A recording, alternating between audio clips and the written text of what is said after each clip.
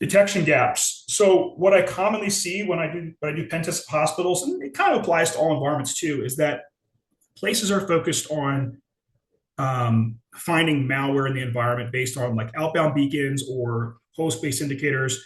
So they get, their tools are baked into some threat intelligence where it says, hey, this domain is bad. If you see activity to this domain, you've got this level of this infection, this malware, and you call, reimage the device, put it back on the network.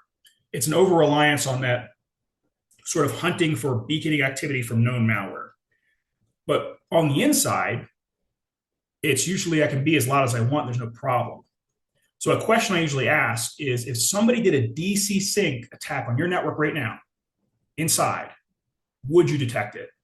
I've only had one place detect it in my entire career. Odds are the answer is probably no. What is a DCSync attack?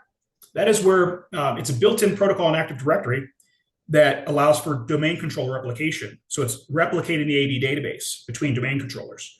So if there's anybody that's not a domain controller replicating the database, that's a huge problem. That's like you wouldn't get many false positives from that. You can define in your rule, you can define your domain controllers and ignore those domain controllers. And if anybody that's not in the domain controllers list DCSyncs, you got to raise every alarm bell because they just are getting the password hashes for every user.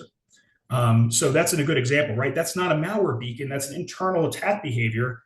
And that's why, generally speaking, most compromised networks, it takes about 204 days to detect that breach from a real threat actor. I'm not talking about like malware that's on the network. Yeah, you're going to find that stuff. I'm talking about a real threat actor targeting you.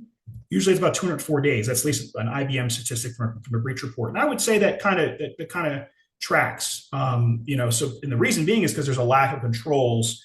Once on the inside, they can you can kind of be loud.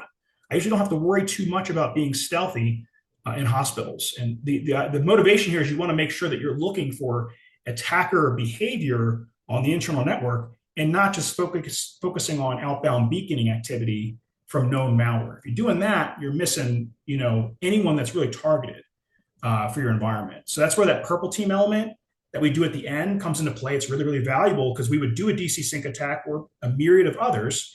And then we can tell you the timestamp and you can go back and we can work together, say, hey, Tuesday at 2 p.m. we did this and you got no logs for it. Okay, well, we got to figure out how are we going to alert for that. Let's talk about what are your tools in your environment for alerting, and let's figure out how we can tune them. And then we do it again, and you fire. You got an alert for it. Great. Now you've got some confidence. And again, the goal there is to build high confidence triggers. You do not want to overload your analysts with like a bunch of false positives. So that's where like you can really fine tune them during that process to get some high confidence triggers if somebody's on the network, those early warning indicators. And again, that's a risk that you usually see on every network.